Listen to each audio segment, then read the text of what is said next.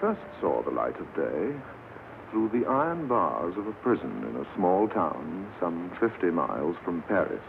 When the prison matron, who was also the prison midwife, filled in my birth certificate, she caused what may be regarded as the one blot on my family escutcheon.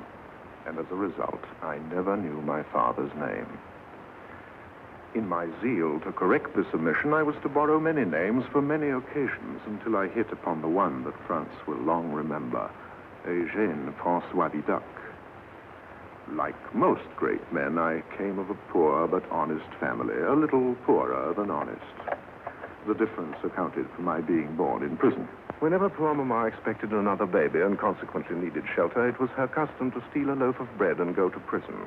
She had stolen 11 loaves, served 11 sentences, and had 11 children, when to her misfortunes were added a 12th loaf, a 12th sentence, and my humble self.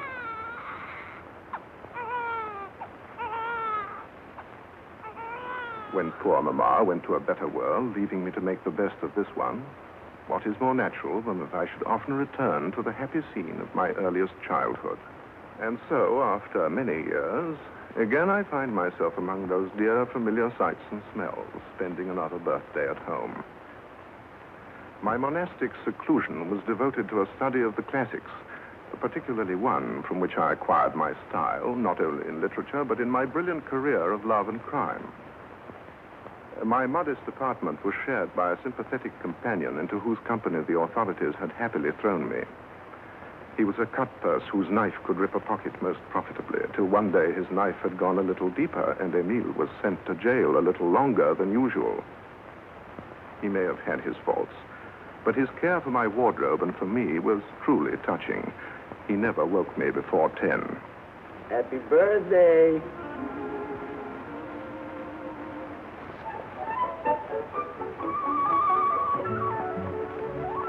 Happy birthday! Jailer's daughter. No. Oh, tell her I'm not at home. All right. My father does... He's still asleep. My father doesn't know I'm here. But a sweet old lady came all the way from Paris to bring this birthday cake, and I thought That's from my Aunt Ernestine. Thank you. Thank you, Jeanette. Present from my Aunt Ernestine to you. Such a good woman.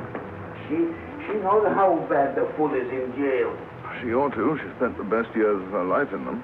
Oh, no. She didn't. You're mixing my Aunt Ernestine with my Uncle Hugo. He got 15 years. Oh, yes, for lifting watches. Oh, you get everything wrong. As my cousin Pierre, he's the pickpocket of our family. How often have I told you? Now, look, my Uncle Hugo, He's the burglar. Right. Right. And what a burglar. His case was in all the papers. Oh, sure. He robbed the palace of the Duc d'Orléans. And let's get on with Aunt Ernestine's cake. Oh, yes, the cake. I'm sure she lifted it from the best pastry shop in Paris. Oh, Aunt Ernestine only deals with the best shops.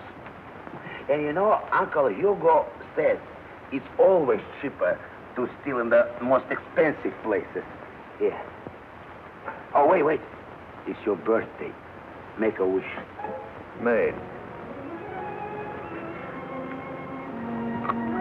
Oh, what's that? My wish. A file. How very thoughtful of Aunt Ernestine. And it works, too. Mm-hmm. Just remember to thank her when we get to Paris.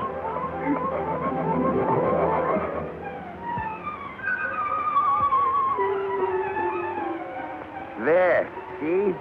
The town of Neuilly and St. George's Church. Only a few more hours to Paris. Emile was that grimmest of characters, an early morning optimist. All through the rainy night, he had added to my misery with his unfailing cheerfulness and family stories while we'd been running, dodging, jumping fences, soaked to the skins we were trying to save. At last, it was the porch of the kindly church of St. George that offered us shelter from the rain and from the police.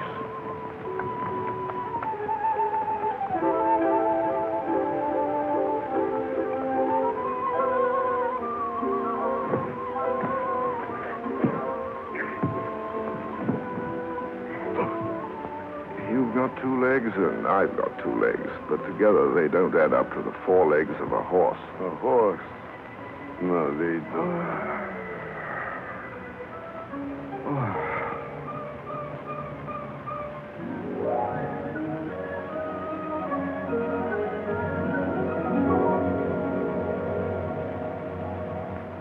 At last the rain had stopped. Timidly the sun came out and the little town awakened to its sleepy day.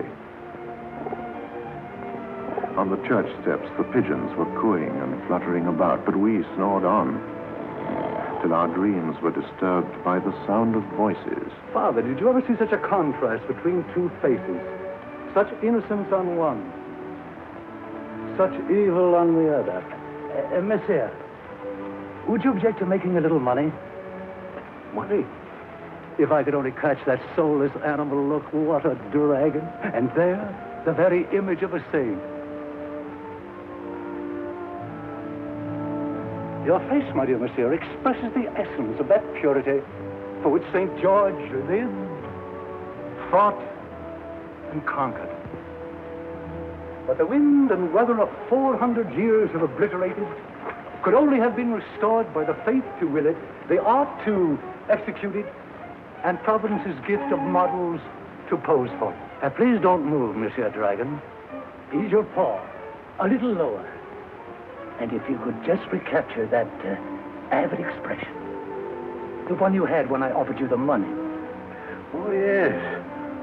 How about the money? That's good, that's good. Now, look up. Thank you. What a wonderfully horrible thing. Master, I congratulate you. St. George is divine. The dragon will excite horror in every pious heart. But your horse, what a horse. It's even better than your saint. A horse to the life. A horse that could take you to Villeneuve, to Lyon, to Marseille. It could even be sold. What are you waiting for? Please don't move, monsieur. But monsieur! But monsieur! My horse! Monsieur! I'm not finished! My horse!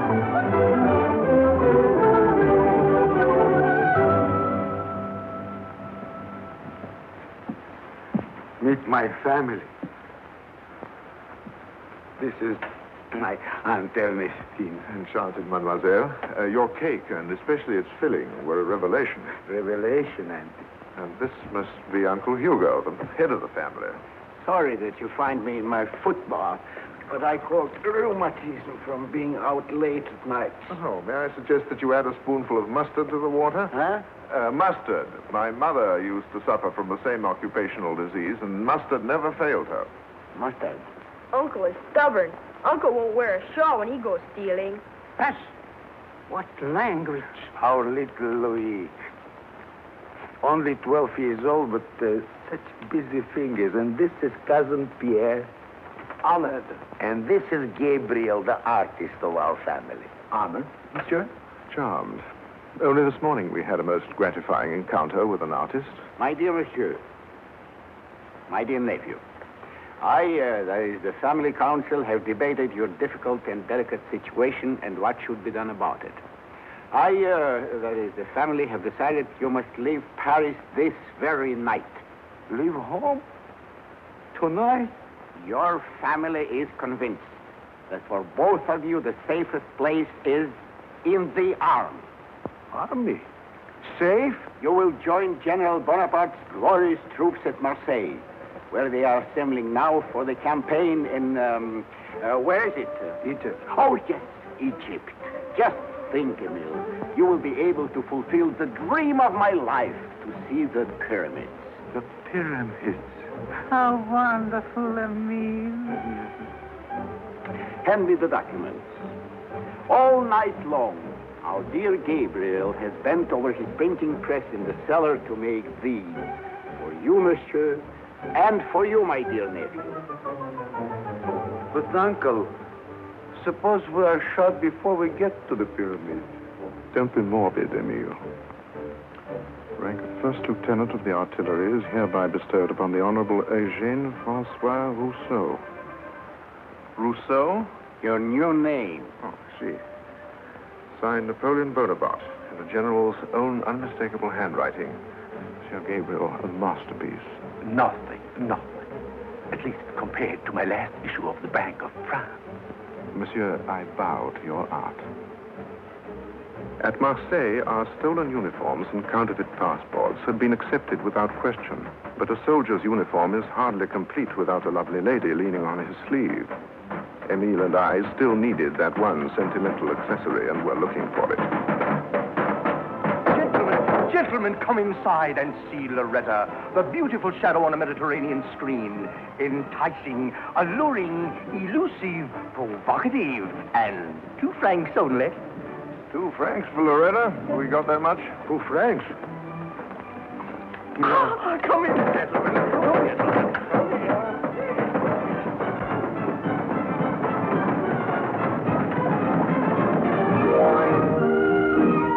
They call me sweet Loretta, although I set your heart aflame. You'll find when you know me better, I play a calculating game.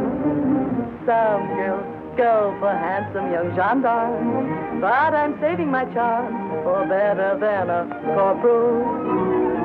Some girls go for slightly bigger game, but I'm saving my flame for better than a captain.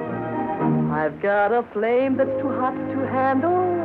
There's no one who can hold a candle to the dame who's the flame and the scandal of Paris. Some girls go for flowers and romance. I'm not taking a chance. My flame is for a general.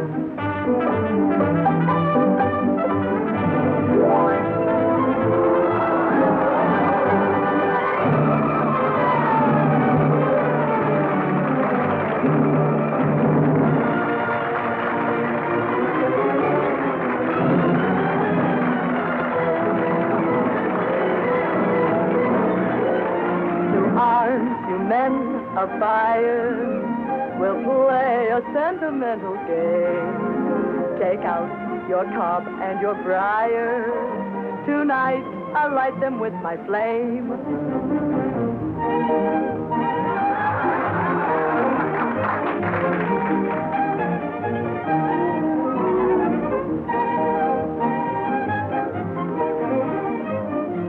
No need for my flame, Lieutenant? There's never been anyone who's met her who could kiss her and then forget her. There's no cure for a more much better than Loretta. Some girls go for flowers and romance. I'm not taking a chance. My flame is for a general. I like your curly hair, monsieur. You have that certain flair, monsieur. We'd make a lovely pair, monsieur, but my flame is for a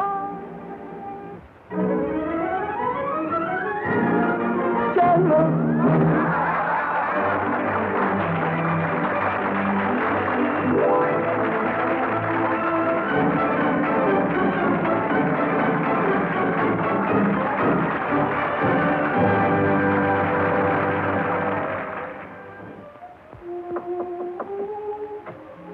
Come in.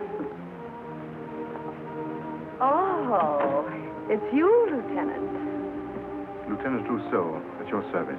Have you changed your mind? Mademoiselle, I just came to tell you that your beauty is overshadowed only by your talent. You should be in the Paris Opera, in the Imperial Theater of Vienna. I should be in Tortoni's restaurant right now.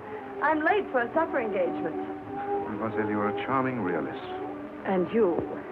You're an idealist, of course. Of course. You don't look like one. Well, what does an idealist look like? Oh, very noble, innocent, very, very shy. Enough, mademoiselle. I confess that I'm not one. No more. I told you I'm expected at Tortoni's. By a captain or a colonel? Higher than that. Chief of police. Richet? Who's he trying to catch here? A shadow. Would you pass me my garter? Oh, I see. So that's the way the chief of police tries to catch a shadow. May I, mademoiselle?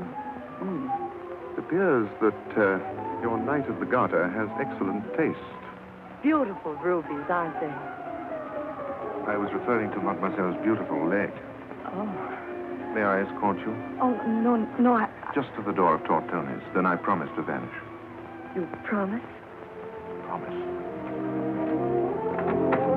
Emile, a cab.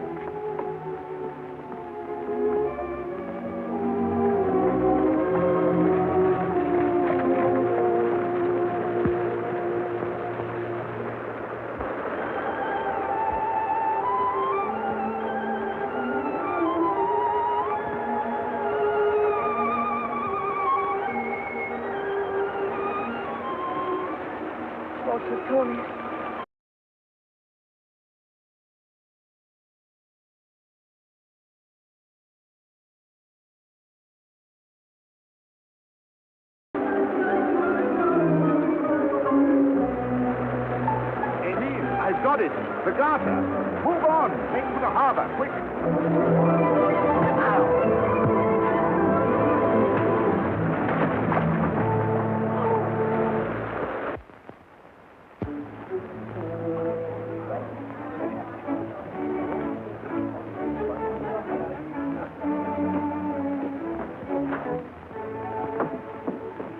Money. I've been waiting for you for the past... Oh! My garter! What? What about your garter? He stole it. I mean... Who stole it? The gentleman who brought me here in a cab. What's this? You were with a gentleman? Alone? In a cab?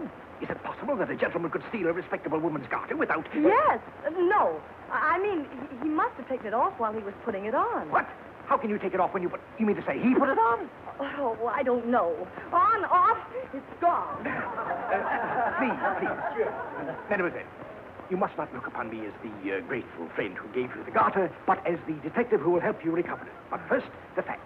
Please be precise. What facts haven't I given you? For instance, his name. His name? Oh, it might be Rousseau or Crusoe. Or it could be Trousseau. Well, the criminals change the name oftener than their shirts, but the appearance is important. Could it be that he's the same person about whom we've had similar complaints during the past week?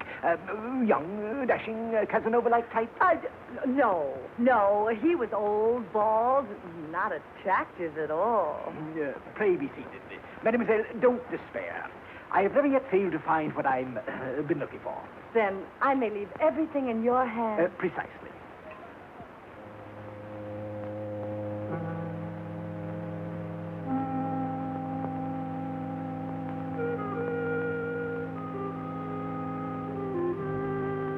After we had left the army, we decided we might risk a return to Paris. Paris, capital of the world, and the El Dorado of every knight of fortune. Look there, again. The Church of St. George, only a few hours to Paris. My dear Dragon, this time we better make a detour. Oh. You thievish fool. You'll never catch him that way. Drive him over Baron Aubert's grave.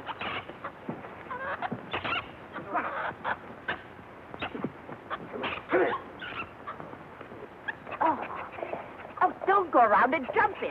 Oh, Lord, what a monstrous coward afraid of a monkey. I hope he bites you. Look at that old Christmas tree parading around with diamonds big as tombstones. If we could only get our hands on it. It isn't done, Emile, to put such thoughts into words. Rather, let us pay our respects to those who rest in peace.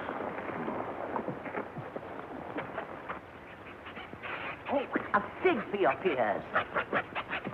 Oh! Praise heaven, Satan has bitten you.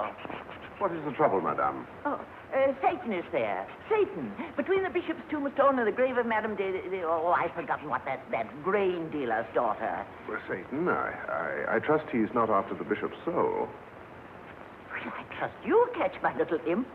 If your legs are as quick as your wit, monsieur. Madame, your lackey has legs. A gentleman can only offer his wit. she?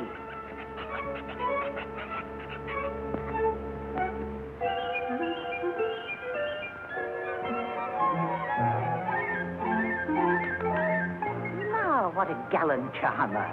My rogue of a monkey is downright mesmerized.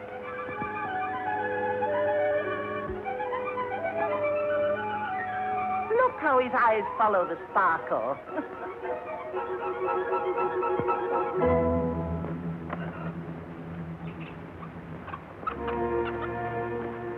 I've got you, Satan. Bravissimo, bravissimo. Come, my little one. He ran away while I was putting lilacs on the Count's grave. You see, I became sentimental, and my little devil is frightened of tears. My fortunate stars, monsieur, that you happened by to look in on some departed friend or relative, perhaps? No, don't tell me. I'll guess. You see, all of them here were my friends, or pretended to be. Monsieur de Gramont had just such a forehead, but no, he had nothing behind it. Could he be the Count? Not quite a count, just a baron. Baron? Ah, Baron François Vidocq, lad, to be sure. Your lips, your chin, the same malicious darkly eye, even the same naughty... But it's not good to speak of the dead in their presence. It would be safer to nibble at his reputation over a cup of chocolate. Charmed. Good. I'll expect you this afternoon. Any child can direct you to the chateau of the Marquise de Pierremont. Enchanted, Madame la Marquise. Emile, you're going to let that hag go off wearing half a jewelry shop? Wait till this afternoon. Why? We'll get the whole shop. Oh. That's worth waiting for. But let's not wait here. Why not? What could be more restful? Find yourself a grave, Emile. And a name, too, while you're at it.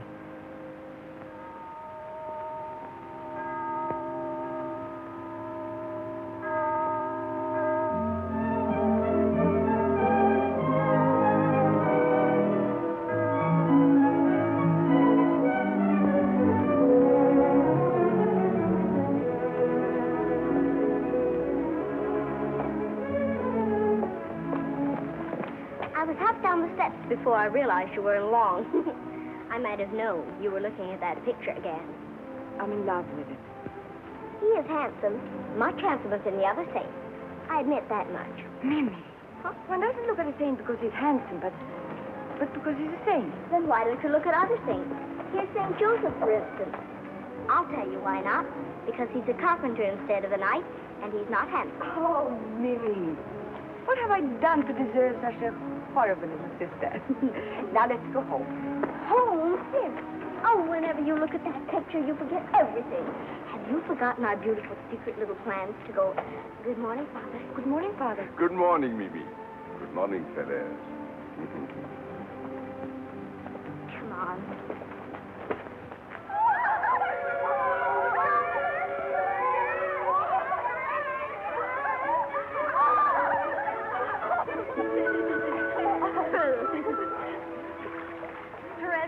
True what your sister said. What now? Are you really in love? Therese, tell us who he is. Yes, who is it? Mimi, you're a chatterbox. I didn't tell with whom. I wouldn't have told anything, but it just says you think too much of yourself to fall in love. Ever. Then it is true. Perhaps. Who is the man? There is no man. Oh, how can you be in love with nobody? Why not? Love existed long before we did. Oh, you're just trying to be mysterious. I still think she thinks no man on earth is good enough for her. That's why you're always running off to church. You want to become a bride of heaven. Yes.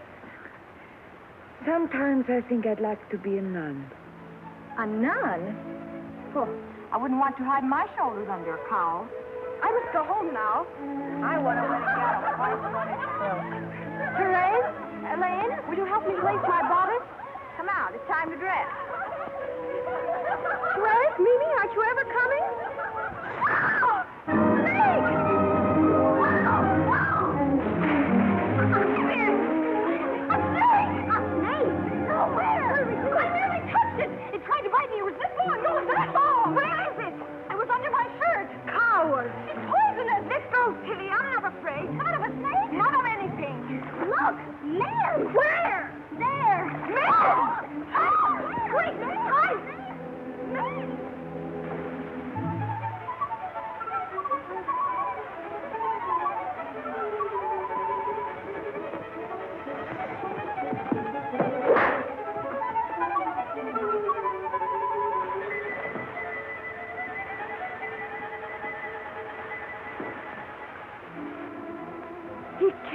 a monster. Monster? It was a snake, but no monster. What's wrong with you? What did you say? You look as if you'd seen a vision.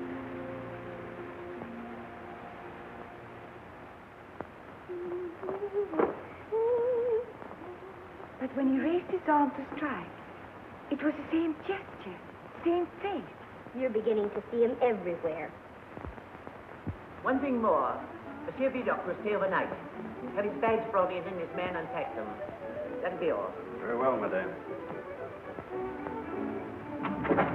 Heavens, we're late for the chocolate. Grandmama will be furious. Where's Grandmama? With the guest, mademoiselle. Again? I wonder who it is. Zing! Therese. What is it? He's in there with Grandmama. Who? St. George. St. George. Oh, I'm beginning to see him, too. Therese, peeping through keyholes? At your age? oh, I'm so happy to see you. So happy. It's only a week that you haven't seen me, and yet I'd no idea Papa's little girl loved Papa so much. Better change now, children. Change for dinner. Papa's hungry. Is your grandmother in there?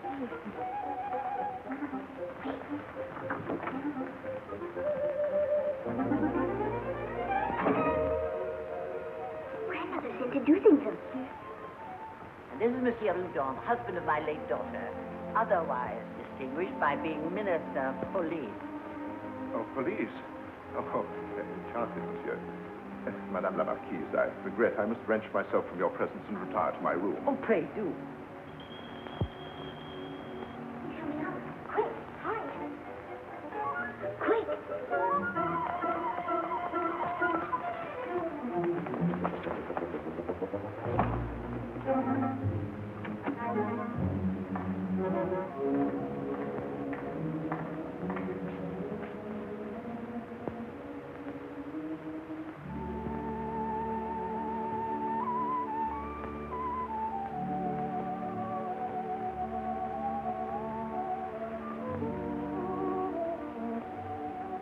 Your fan, mademoiselle.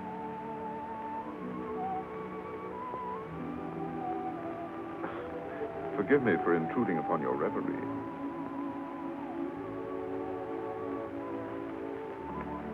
Oh, there you are. Show me to my room, please.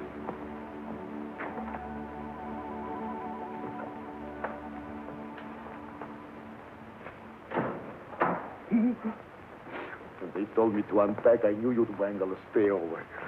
Instead of having to break in, we are in. Yes, we're in the house of the Minister of Police. Minister of what? Police. Will you help me off my boots? Boots. While I'm at dinner, get the layout of the house. I don't care how you get it, but get it. Well, how? From a chambermaid. Oh. Find out where the old woman sleeps and where she keeps her jewelry. Oh, yes. In case we have to pry open the lock, see that your knife has a sharp point. And a sharp blade, in case the old woman doesn't sleep well. My dear Emile, I hope you're not suggesting violence. Why not? Are you beginning to go moral? It isn't a question of morals, but of manners. A man who's capable of killing with a knife is quite liable to eat with one. Madame la Marquise, to your health and a very long life.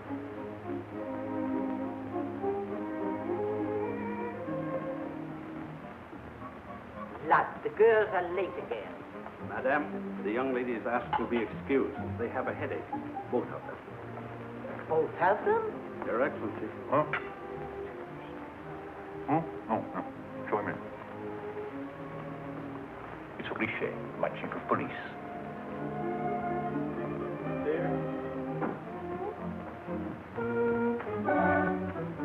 Your Excellency, a matter of the utmost importance has arisen which... Madame. 1,000 apologies for intruding on your dinner, but I have real... Not at all. Won't you join us? Thank you. Sit down. Thank you, Your Excellency. You're very kind indeed. The Villeneuve stagecoach was robbed last night. What? And the thief? Have you caught him? Oh, not yet, Your Excellency, but he's within my grasp. Your Excellency, if you don't mind, Oh, don't go, monsieur. Nothing you can't hear. Your Excellency, Villeneuve is the final proof of my theory. Again, the criminal is described as young, dashing Casanova-like. But in all the other cases, there was a woman. Your Excellency, in the coach there were 6. I shall prove my theory. Here we are, near Paris. And this is Marseille. Thank you. Marseille, where the criminal, disguised as a young lieutenant of artillery, committed a crime that was rather delicate and somewhat personal, madame. And next, Nice, where he had the audacity to impersonate Lord Byron. A monstrous rogue, this criminal. I'd like to meet him. And now, the trail of his subsequent moves. First, Abbeville last month, Beaune last week, Villeneuve last night, and next... Paris. Precisely. Trichet, you better put guard around the Bank of Paris. And you better put a guard around the banker's wife. He is a widower. Unfortunate. I've planted my men on all roads to Paris. The criminal will be walking into my webs. Now, I hope he walks into my parlor before he walks into your web. At the moment, madame, he can hardly walk into one without walking into the other. And I assure you, madame, that's the very last thing he'd do. I disagree with you, monsieur. In crime, as in love, there are only those who do and those who don't dare. Well, I don't suppose there's much doing around here after dark. That is, for a neat little trick like you. Not for the old Marquis one to see lights out by 10. 10? Do we have to shut up by 10 too? Oh, no. Huh? Marquis is over on that side. That side? Uh-huh. And the guest room is Yes, on... I know guest room on that side. Uh-huh. Well, my knife is getting a little dull. Got a sharpener? Sharpener? There.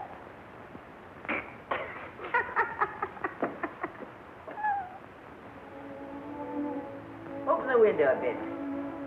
Fresh air's bad for the health, but stifling hot tonight. Ah, how there's Monsieur Vidocq reminds me of his great uncle. A pox on you, Satan. I will not have your devilish fingers mixing my jewels. Here's the key. Put them away.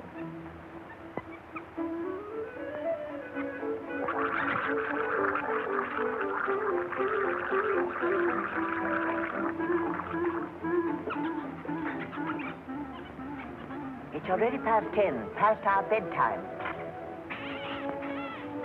It's only heat lightning.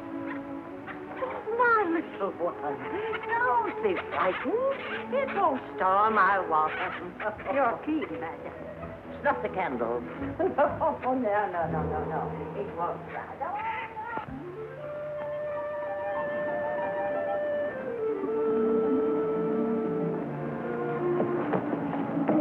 Storm tonight. It'll certainly storm in the morning if Grandmama finds we haven't been in bed. Mimi, you insisted on coming. Have you forgotten how important it is? We must make sure. Oh, Therese. Suppose someone sees us. Oh, Therese, come. We weren't mistaken. The same face.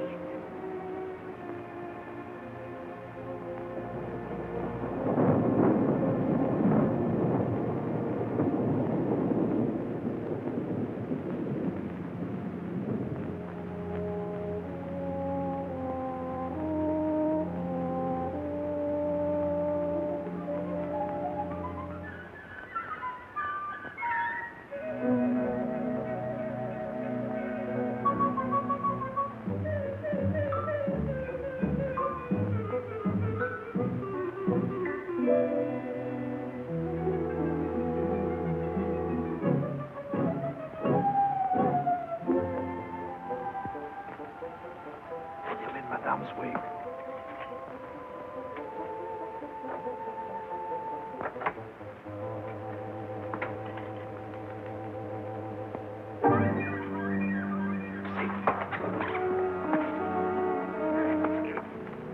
What is it? Who's there?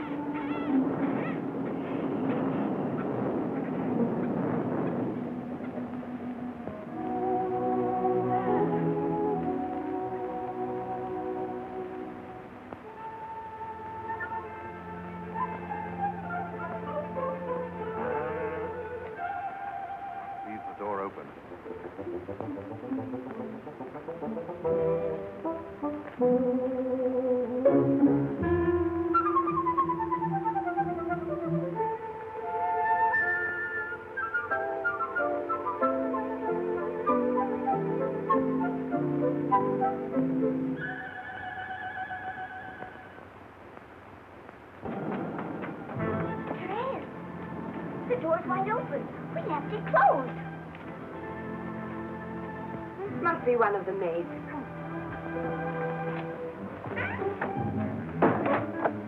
We'll hide them in there and come back later when the roads are not being watched. It's the wig. The wig.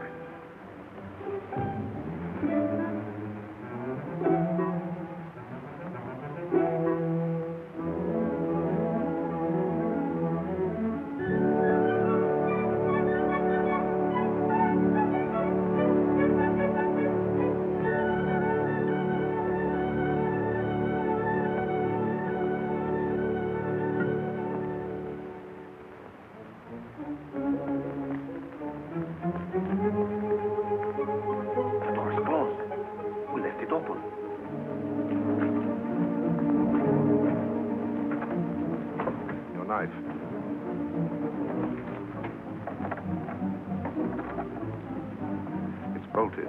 Must be one of the maids. We're locked out. You wait here, I'll let you in.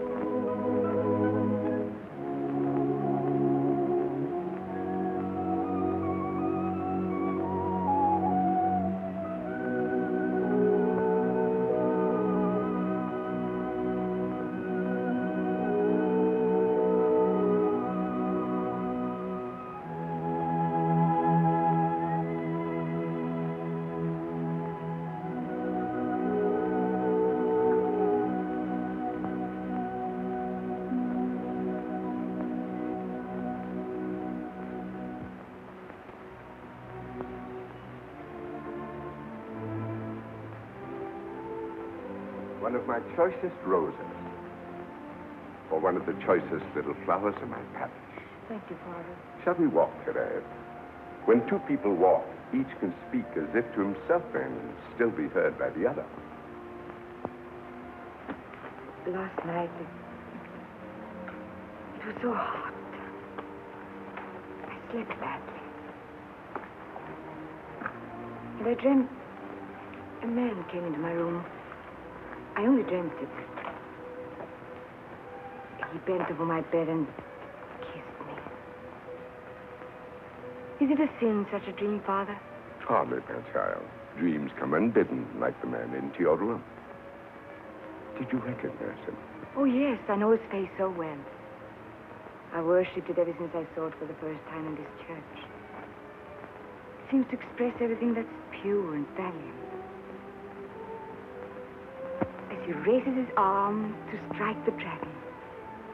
St. George. Yes, Father. Is it a sin to be in love with the face of a saint? Not exactly. Not if your love is directed toward a saint in heaven rather than to the painted form which embodies him on earth. Oh, I know, Father, if a man can have such a face, he really must be like St. George. Therese, perhaps I should tell you, the man who posed for St. George was far from infallible. Pose? Yes, some 2 years ago when we... You mean 200 years ago? My child, I'm not referring to the original, which is even older than that. But time and weather had damaged the faces of St. George and the Dragon, and an artist was hired to restore them in all innocence. He chose for his models two passers-by in whose faces he saw, or fancied he saw, the extremes of evil and good. Oh, Father, now I understand everything. Not quite, I'm afraid. I've never talked about this except with the bishop. But those two passers-by were far from being worthy men. As it turned out, they had escaped from prison. Prison? Yes, criminals. They even stole the horse they posed on. They rode off with the armor and the halo and everything. And nobody knows what's become of them since. Criminals? Both of them? Yes, St. George, too. I mean the man who posed for it. Of course, one never knows. And who we to pass judgment on a life before the proof of its last hour. Father, Yes. if a man's face is good, can his heart be evil? My child, in all of us, there is a St. George and a dragon. That is the true meaning of the legend of St. George. Evil can be slain only by faith. You must have faith.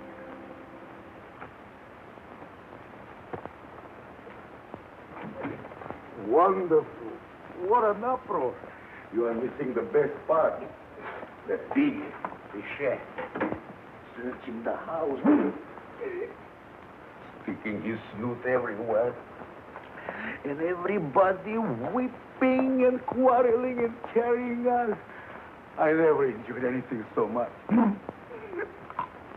I just can't bear it. My dear Emile, we always have enough strength to bear the misfortunes of others. You know, even Uncle Hugo never pulled off a job with the whole police force in the house. Huh? Come in. Monsieur. This terrible robbery. No doubt you've heard. Yes. Well, Michel, my chief of police, insists on searching all the rooms. I hope you don't mind. Oh, it is your house, monsieur. Thank you. Michel.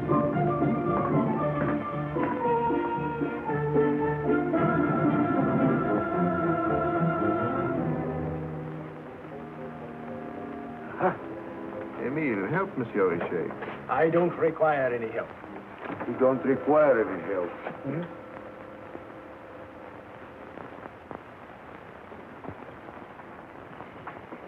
Oh, Therese, where have you been all morning? What is it? You've missed everything. We've been having the most wonderful time. Grandmama's jewels, her wig. The poor thing can't leave her room without it. What are you talking about? We've been robbed. Isn't it exciting? Robbed? They've been searching all the rooms. St. George's, too. St. George? When I heard that, I was ready to swoon. But Grandmama says I mustn't. I'm not old enough.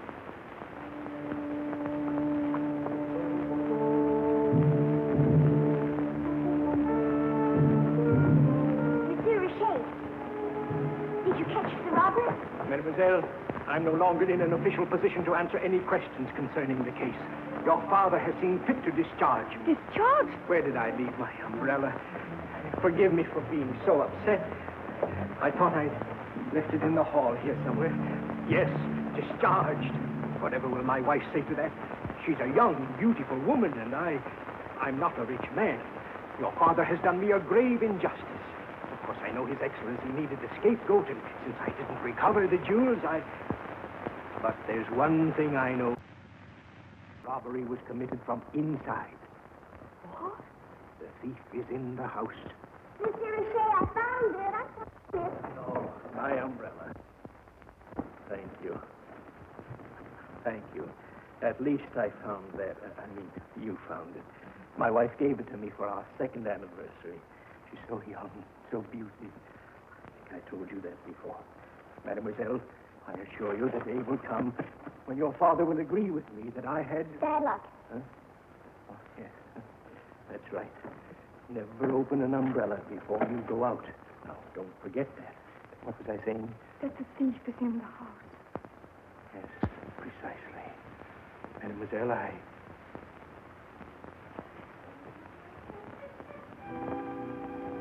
Monsieur, your hat. I forgot.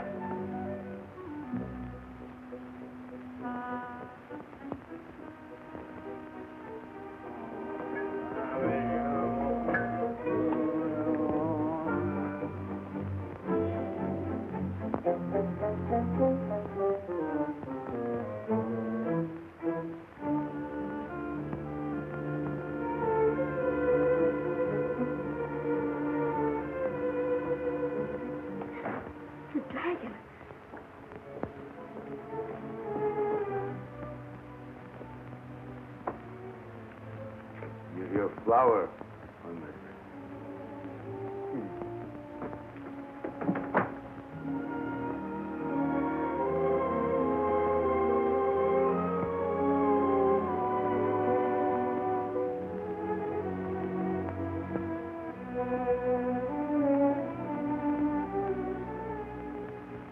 Nice little girl. A big one. The third time. What? Third time. But I've seen her and she hasn't said a word. Remarkable for one of her sex. I'm afraid a fourth time, and I'm liable to fall in love with her. Fall in love? Lay off. That's how they colored my cousin Pierre. Oh, sure. He went out for one night and didn't get home for 15 years. Don't worry, I'm well aware. Love and crime make incompatible bedfellows. The most perfect criminal can be traced in court if he leaves his heart behind him as a clue. Sure. Only the heartless succeed in crime, as in love.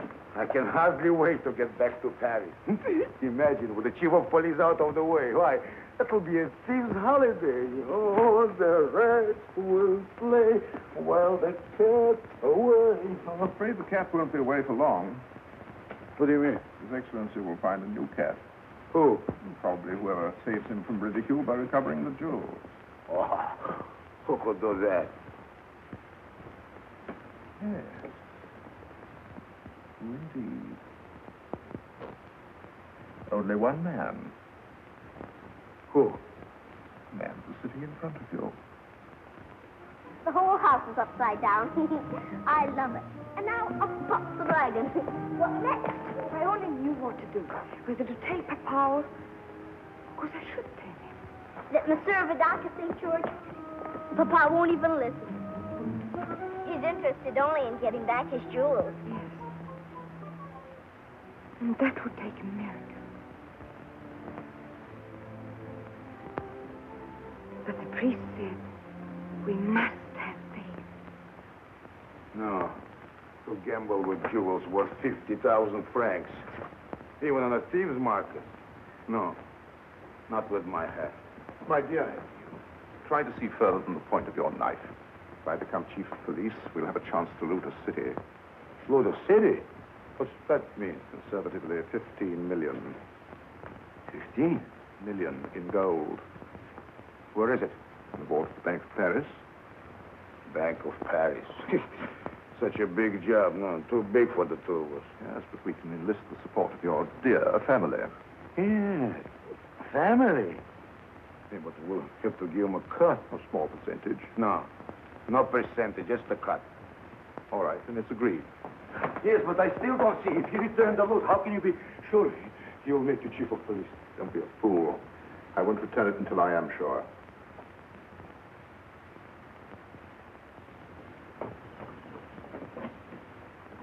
Monsieur, it is a pleasure. Pity it's all been so dreadful. The pleasure was entirely mine. You mean saddle our horses. I trust your Excellency will soon recover the jewels. If it were only the jewels, but the dignity of my office. Tomorrow I shall be the laughing stock of the whole country. Your Excellency has already gone a long way towards solving the case by dismissing Monsieur Richet and his theories. What? Oh, yes, yes. In emergencies, I can be absolutely ruthless. But how to find a successor in this emergency? It shouldn't be difficult to better Monsieur Richet. Even I can tell you where he made his blunder. You can? The robbery wasn't committed from inside your house, but from the outside. Outside? Such an audacious crime could never have been conceived in the submissive soul of a servant, and everyone else in your house was above suspicion. Naturally, everybody. Very good observation there. Well, I confess that the art of detection has long excited my interest. I am what you might call a connoisseur of crime. Of course, I can't promise anything, but if you'd like to accompany me around the house, we might find the clue to prove my... The clue? Ah, what have we here? Your Excellency, observe this interesting strand of ivy. What's interesting about it? Broken. But so it is. Yes. However did you notice that? The merest matter of trained observation, indispensable to a detective.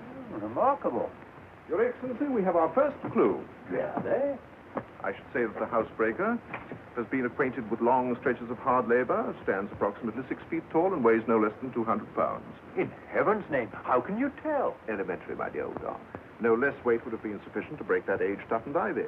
Now, the distance above the ground to the first break stipulates a leg span of at least such height.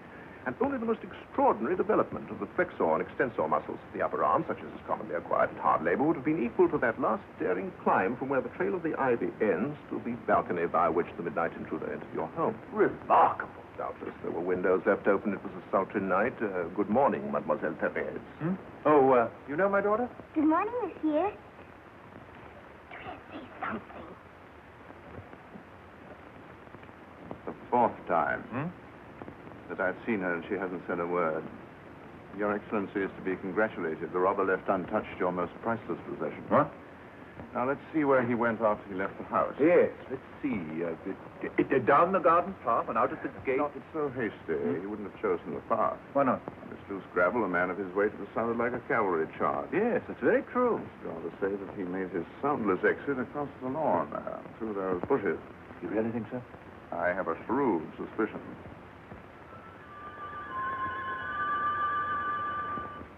Ah, we are fortunate indeed. Another clue. A lock of white hair. Oh, sheep must have blundered by here. The blunder would be ours if we thought so. Do your sheep normally resort to cosmetics? These hairs have been powdered and perfumed. I should say that they belong to the wig of... My mother-in-law. Precisely. Monsieur Vidocq, you're a genius. Thank you. I shouldn't be surprised if the jewels are hidden not far from this spot. Here? It stands to reason that since the police are covering all the roads, the criminal plans to return for his loot after the hue and cry have died down. And now, Your Excellency, I must be on my way to Paris. Oh, no, please, not yet. I trust that my clues will be sufficient for your future chief of police to solve the case. Good day. Wait. I'm not going to deliver myself to the hands of another Riche. No more theories for me. I need a man who can give me results. A practical man like you. Your Excellency, I hope you're not thinking of making me your chief of police. Why not? Oh, well. My dear boy, you should devote your talents to the good of society. Odd. Why odd? Very odd. Please, Your Excellency, observe these lilies. Phenomenal. They enjoy alike the same sun and water, and all of them thrive except one, which is strangely wilted, as if its roots had recently been disturbed. Ah, yes. Just as I thought. In the annals of crime, I predict this will be called the case of the wilted lily, for unless I'm mistaken, this lily is at the bottom of it all. Or rather, I should say, your jewels are at the bottom of the lily. I'll swear they're all here. Every stone and spangle. Not a sparkler missing, thank heaven. And you, Monsieur Vidocq. Fortunately, I could return them this time. However, I may not be able to if they should be stolen again. Again? What do you advise? I would feel quite sure of them if they were in the vault of the Bank of Paris. Which reminds me that I must be getting along to Paris myself. Madame. Monsieur. Mademoiselle.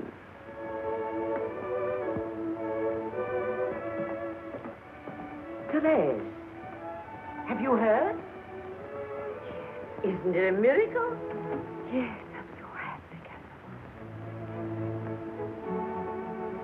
I'm so happy. That was sound advice, Mother, about putting your jewels in the bank. Yes, I dare say. After all, there are few occasions left for an old woman to parade around in her sparkler. Oh, Grandmama. Lud, I hope you knew how to thank this Monsieur Vidocq. My dear Mother, I made him my chief of police. Brilliant. There's the man for you. And maybe there is also the man for you, huh?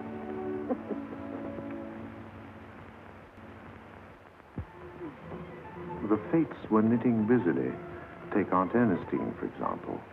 She who once helped me to get out of jail is now in jail herself, unaware that kindness is always rewarded. Come on, sweetheart. Mr. Vidocq wants to look at your pretty face. Keep your dirty jokes to yourself. Will you say it? Vidocq, the new chief of police. Come on, precious, let's go.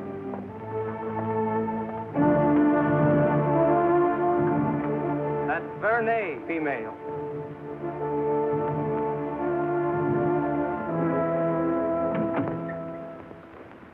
No.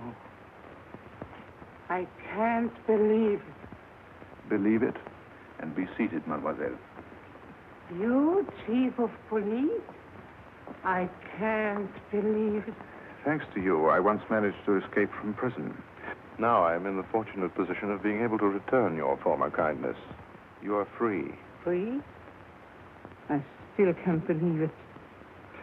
Furthermore, I have a job for you. A job?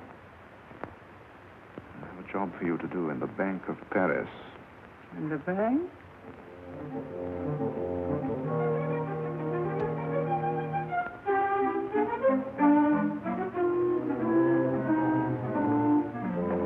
Monsieur? Take my card to the manager.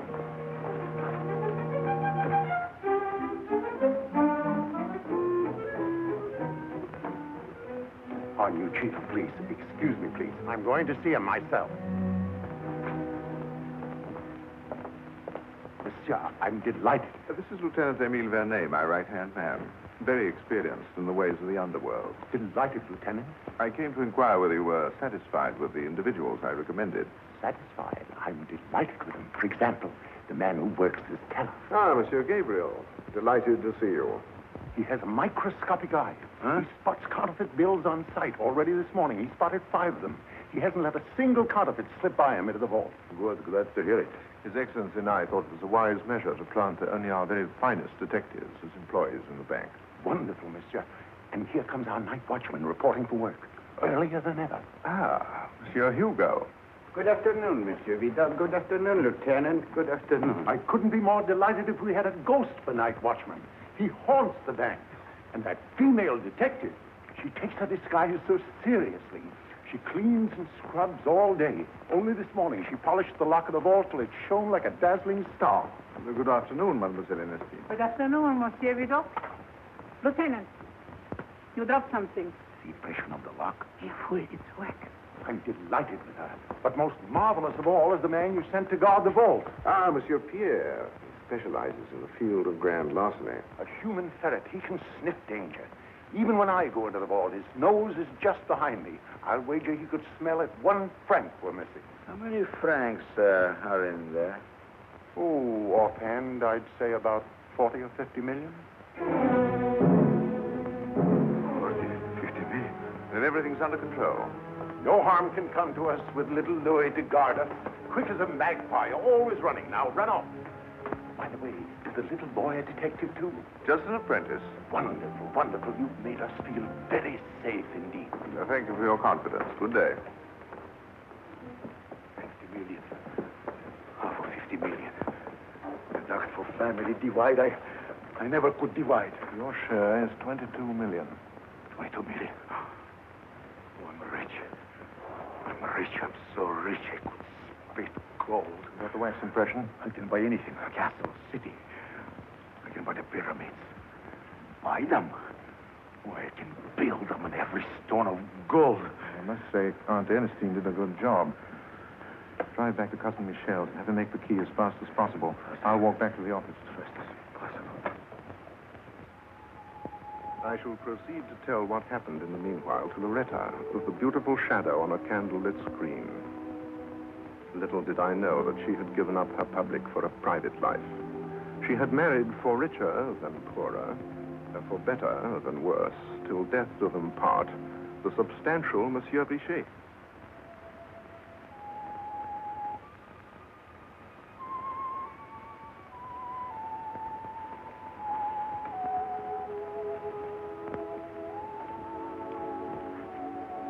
Loretta. Loretta, my love. what is it? I've been thinking. Don't you know about what? I know about that garter. Again. The case of the garter. After all, my sweet, you're married to a detective. I'm married to a jealous fool. Oh, I protest, my love. I'm interested in the garter, that is, in the man who stole it, from a purely professional point of view. But that tiny garter may be the means of recovering everything I've lost. My post as chief of police, my entire career. For if I apprehend that thief, His Excellency will certainly admit that I was right all along. And believe me, he will bow to my theory. Theory? At this time of night? If my theory is right, he is precisely the same man who's committed a whole chain of felonies. And yet, all the other victims describe him as young, dashing, Casanova-like, the type that women lose their heads over. Aren't you listening, my angel? Could it be that your description of him was not quite precise? As you may recall, you said that he was old, bald, unattractive, huh? Precisely. Well, then, old or young, bald or not, I still don't understand how a man could steal a woman's garter without, without... All right, have it your way. It wasn't without, it was with. With what? With loving kisses. Yours truly, Loretta. Aha! What did you say? Now then.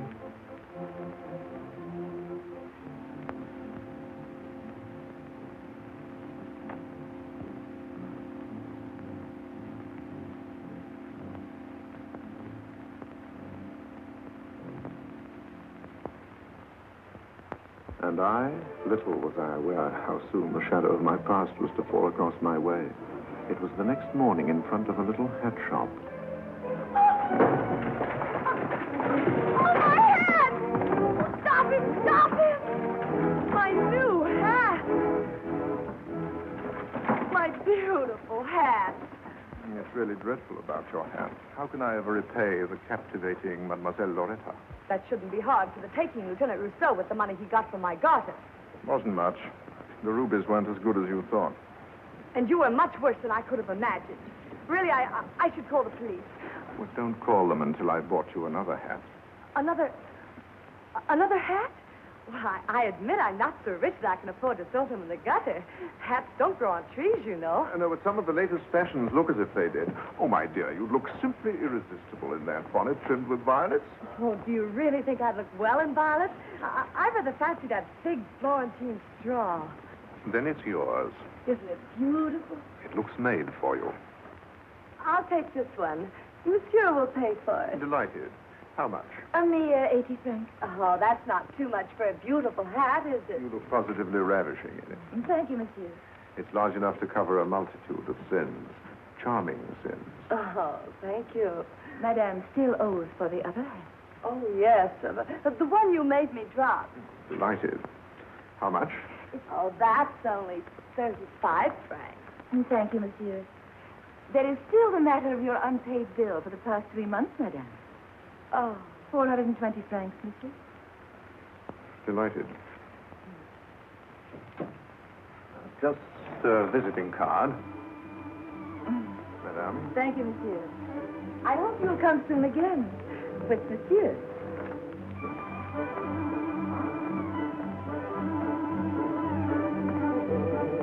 May I see you to a cab? You may see me home in it. Cab? I must say you commit your crimes a la mode.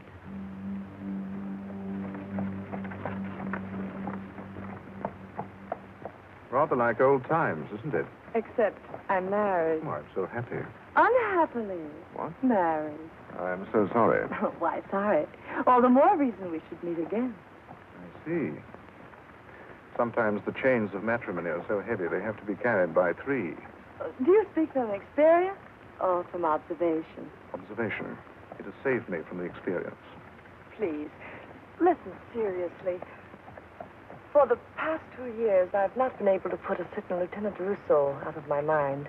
I believe I'm in love with him. In that case, madame, you're in love with a man who no longer exists. He's as dead as the past. I disagree, monsieur. The past is very much alive as I am. I hate really hate bringing up the delicate matter of the garter again, but I happen to know the Minister of Police has offered a reward for... For those paltry rubies. Oh, no. No, nothing so trifling. For the man who has committed a whole chain of similar crimes during the last 2 years. Are you planning to collect the reward? Oh, let's not talk about money. It's friendship I need, Lieutenant. Oh, I almost forgot. The lieutenant has said, just to be sure we don't lose track of each other again, I'd better know your name. Your present one. I've had so many names, I'm afraid I don't remember the most recent one. Perhaps you'll refresh your memory by consulting the visiting card in your wallet. Dear lady, after our visit to the hat shop, my wallet is empty. Is that all we mean to each other? An empty wallet? Oh, home already. Well, goodbye. Such a cold goodbye for an old flame. The last time we parted, you weren't so easily satisfied.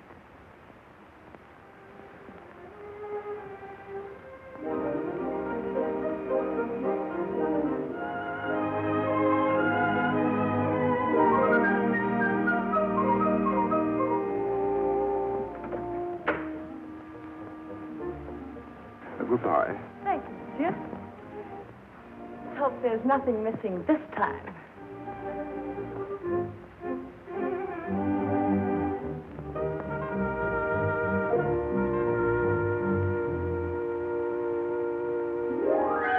Eugène François Vidocq.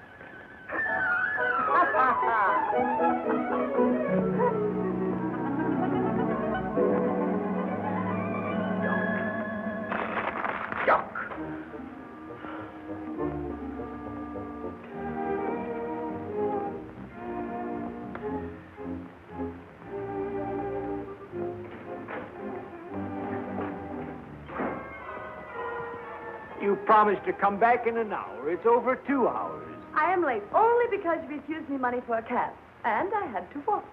But my darling, until I'm working again, it's only fair to make a few sacrifices. What? You bought another hat? What other pleasure do I have except hats? Isn't it beautiful? You bought enough hats. Look! Look! 3, 6, 12, 20. You could open up a hat shop yourself. I don't have any more hats than you have silly disguises. Look!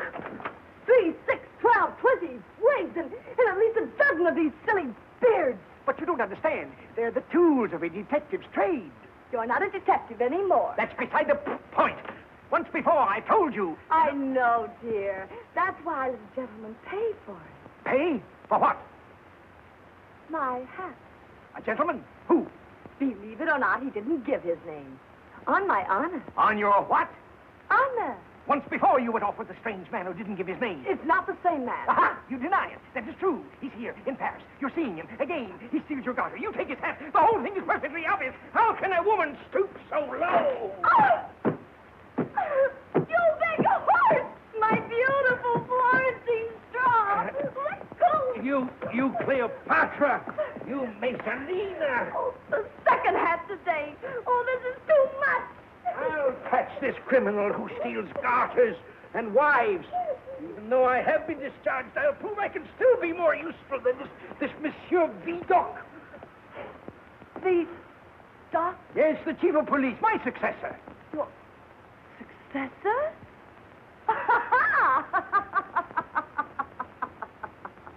What's so funny about that?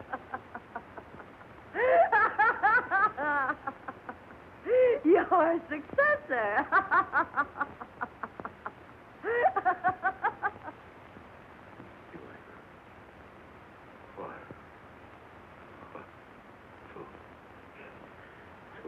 Ready? 1, 2, make 10. Oh, Joe. What are you doing in the office at this late hour? I'm figuring. Still building your pyramid?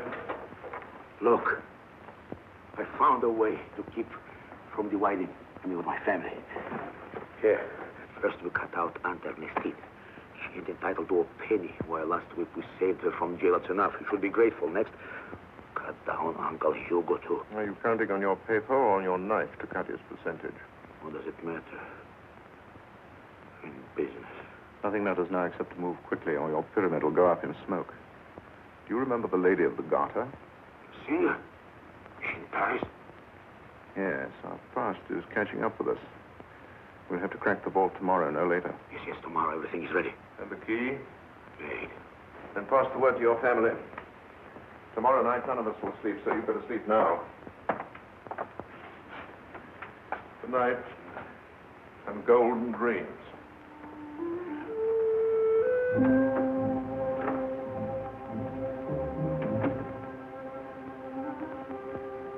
Surprise?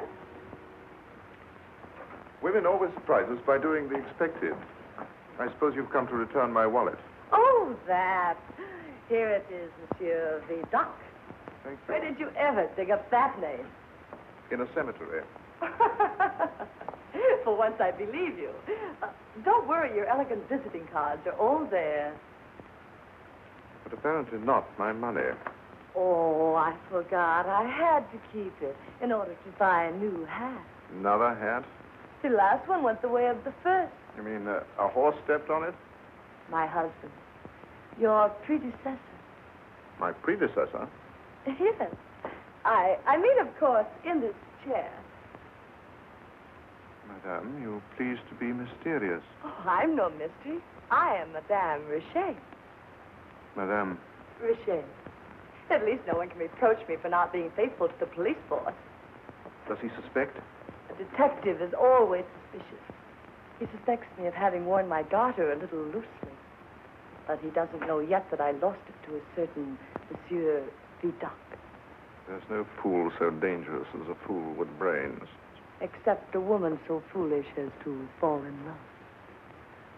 Time has made you even more intriguing. Madame.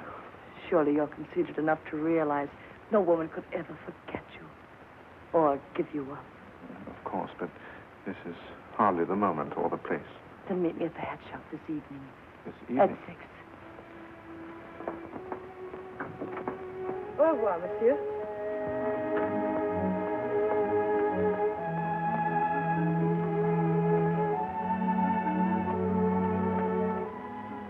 Morning, monsieur.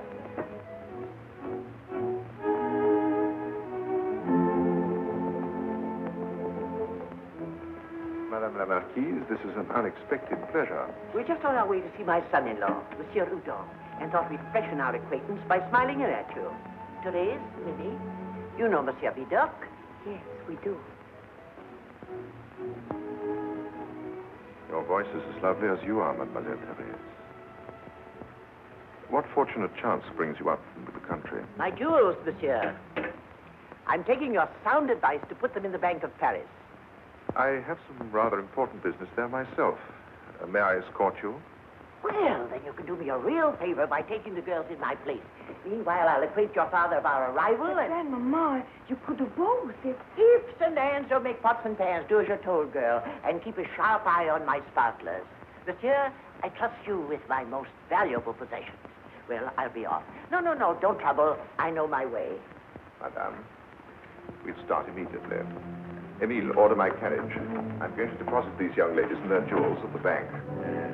Jewels at the bank. The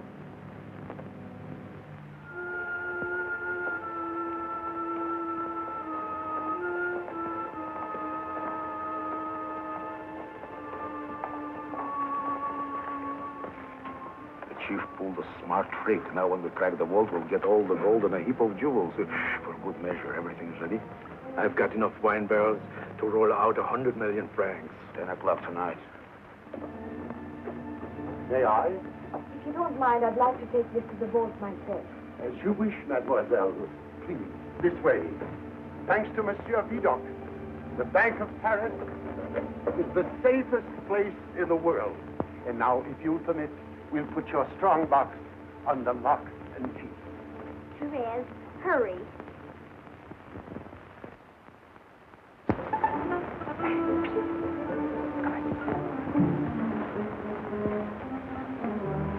Can we depend on the wagons? My dear nephew, you know the driver is my sweetheart. 10 o'clock tonight.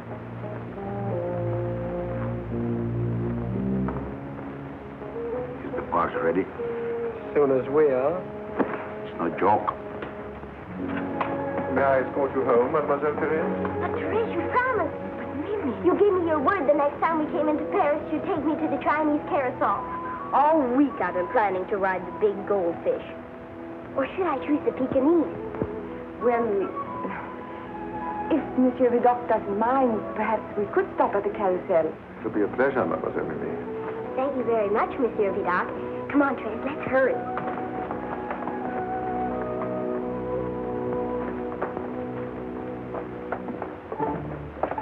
You got the key? I won't need you anymore until 10 tonight. What time do we meet? 10.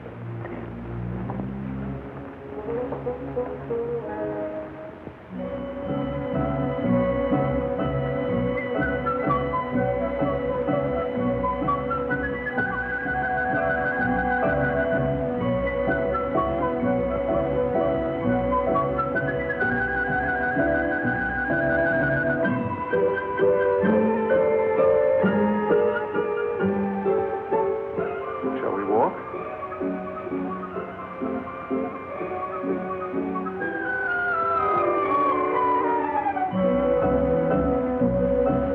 I haven't told your father yet, but tomorrow I shall be saying goodbye to Paris. Goodbye. I'm afraid so. As you know, I only became chief of police to help your father out of a temporary difficulty. Oh, but Papa needs you, Monsieur. He needs you more than ever now. And Grandmama, she'll miss you, and Mimi will miss you, and... And you? I shall miss you, too. I shall miss you very much. You're very generous, mademoiselle. But I shall have to appear ungrateful. There are important matters that will take me away from France. Is a dragon going with you? Dragon? Yes. Oh, you're lieutenant. Oh, Emile, yes. But He is? why do you call him the dragon? Because every time I see his evil face, I think of the painting in our little church. The painting of St. George and the dragon. What are you talking about? Let's not pretend. I know everything.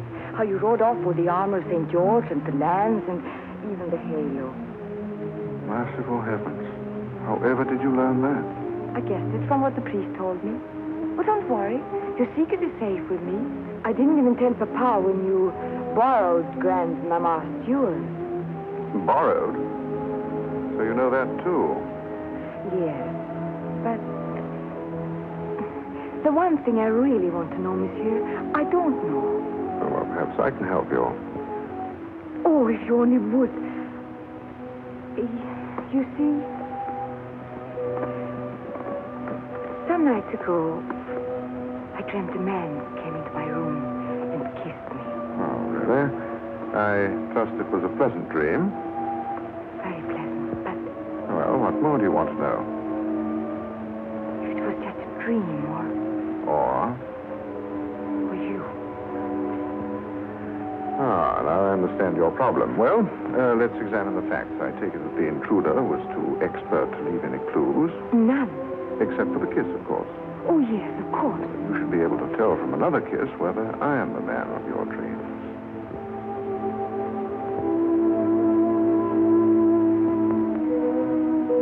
Was it like this? No.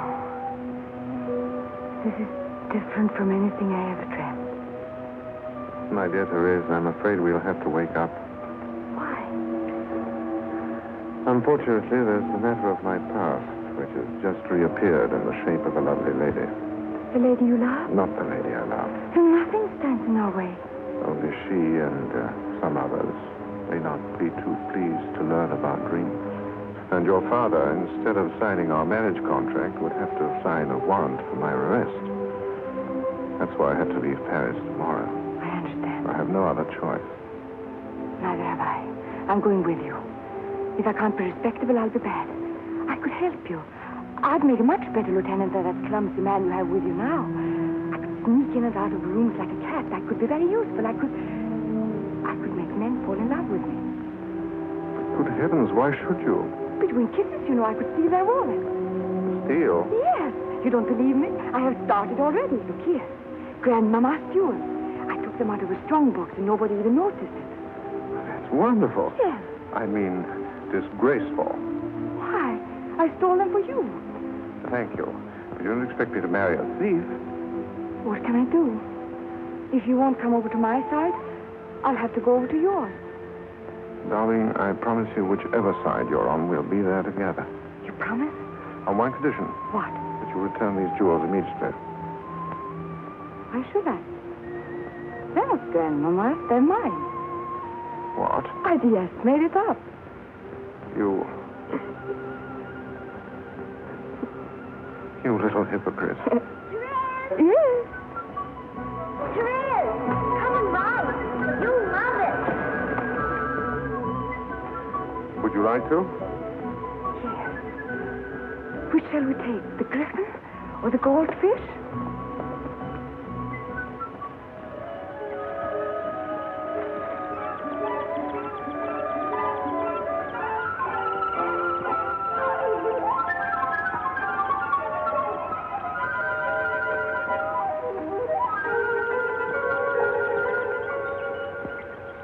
Are these the biggest you have? And the most expensive, madame. But I don't suppose there's any need to discuss the price until your gentleman acquaintance arrives. No. Oh, show me some others. Yes, madame. Shall it come? Ah, madame, how do you like this one? Isn't it a stunning hat? Oh. Even your husband will adore it. Ah, my husband, he's so suspicious. So jealous. Oh, what does that matter? If monsieur likes that.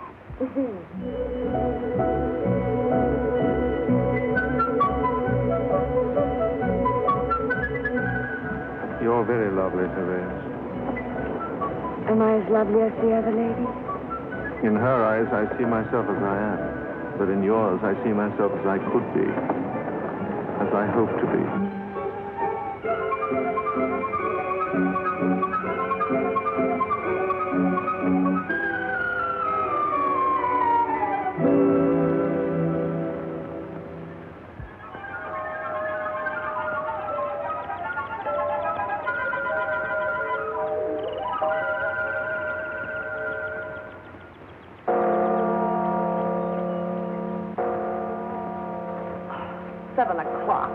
I shall make monsieur pay for being so late. Ah, madame, it's worth your waiting. Just come upstairs and I'll show you what I mean. Ah, don't worry. Your gentleman acquaintance will see the lights and find the door unlatched. You see, it's modeled on a top hat worn by Beau Brummel till a certain countess appeared in it to prove to the world that Monsieur Brummel was her beau.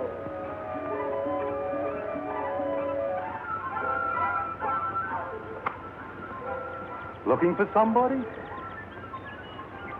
No. Yes, a lady's in there.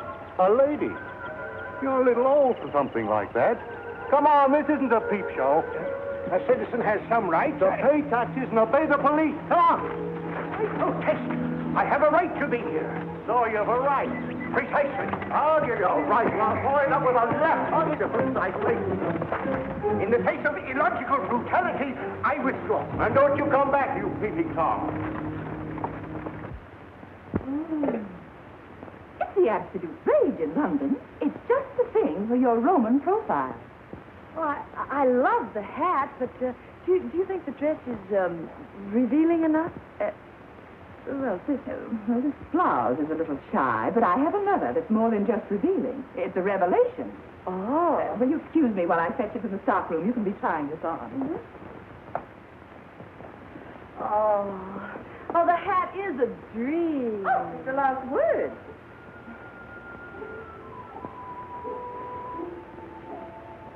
Looking back on the phantasmagoria of my life, I've often wondered what would have happened had I been in time for my appointment with the past. Of course, Richer was only a fool. But a fool is always dangerous. And above all, a jealous fool who had set his cap to catch a shadow.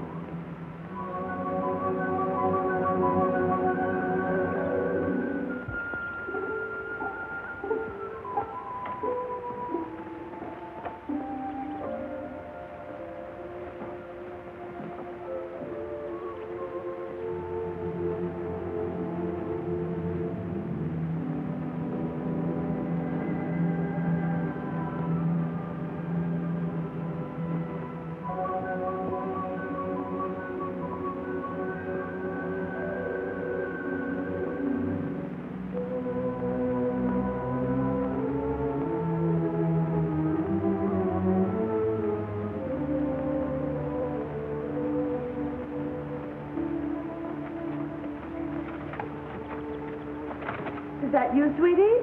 You're late. I'm afraid I'll have to run, or else my husband will be asking questions. Who are you? It's me. Me, your husband. You? What do you mean, trying to frighten me with one of your silly disguises? Is the great detective trying to be funny, or have you really taken up peddling?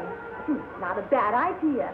Perhaps you'd like me to accompany you on the streets with a heart doing, "Draw me a penny, I am sick, and my husband's a lunatic." So, you're expecting your sweetie. And who is he? That scoundrel of a Casanova. That same criminal who stole your garter and now is stealing you from me. But I won't tolerate it. I won't. Quiet. Darling, you're not frightening me, but you are frightening those poor little birds. And now, excuse me, I'm tired of you. Loretta, you can't do this to me. I love you. I'd rather put an end to myself. And to my misery. It would suit you to get me out of the way. Precisely. Loretta, I've got to have you. I'm serious. I'm going to shoot myself. I'm going to shoot him. This thief. I'm going to shoot.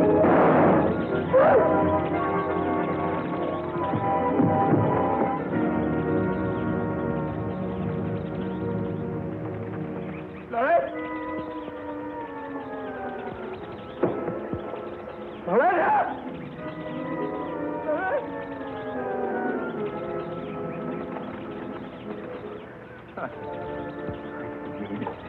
I didn't mean it. You're joking. You're joking, aren't you? You're joking.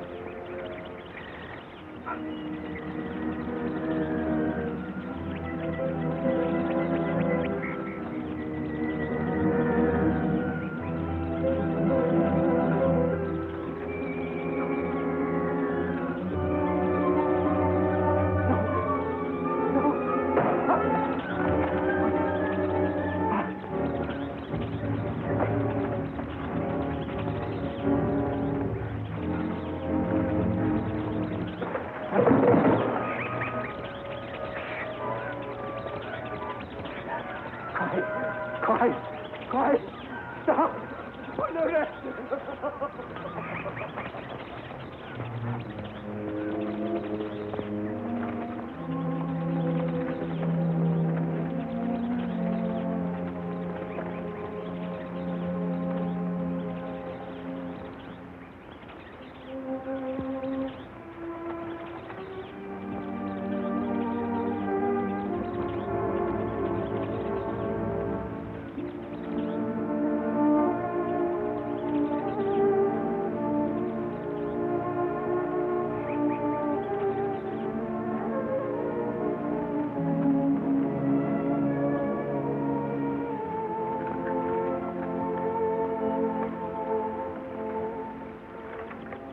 I'm sorry. I didn't mean to. I loved her. Oh, it's you. You've come for me so soon. I lost track of... I lost my wife. She was so young and beautiful, and... But I suppose that doesn't matter now. You can take me away. I won't give you trouble. I did it. Promise me one thing. That man I've been pursuing for years, he's the real criminal. You've got to find him. I failed, but you won't. Promise me you'll put an end to him. I have already put an end to him. You have? Oh. You're a great detective. Greater than I ever was.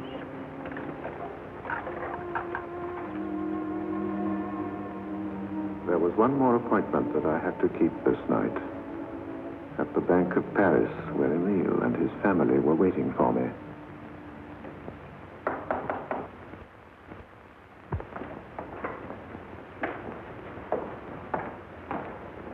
You're late. waiting for you.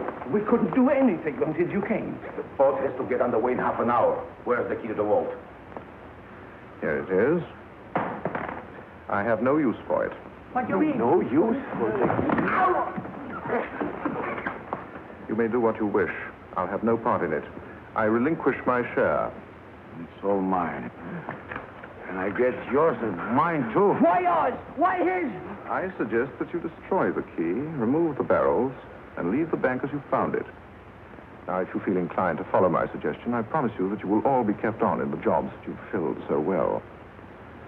But if you ignore it, I warn you that as Chief of Police of France, I will track you down to the ends of the earth if necessary, recover the treasure, and bring you all to justice. Now, make your decision.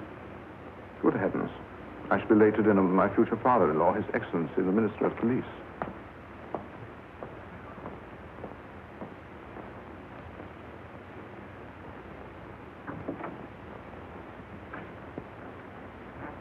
Did you hear what he said about his father-in-law? Being His Excellency, the Minister of Police.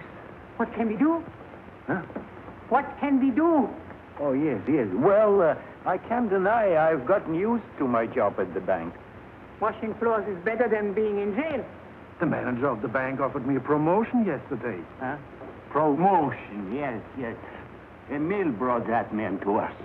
Emile, what do you advise? Emile? Where is he? He's gone. Gone?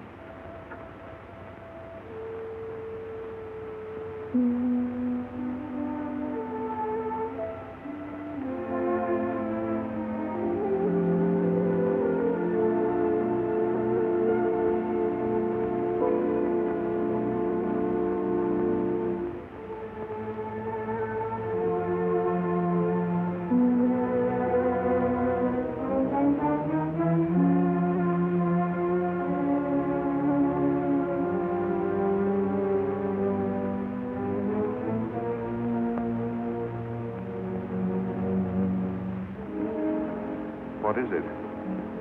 It's that girl. You think she's worth 50 million francs? Much more than that. Not to me. I want my share. Nobody can stand between me and 50 million. Still building your pyramid. Perhaps I should acquaint you with the fact that those pyramids became their builders' tombs. Not my tomb. But yours!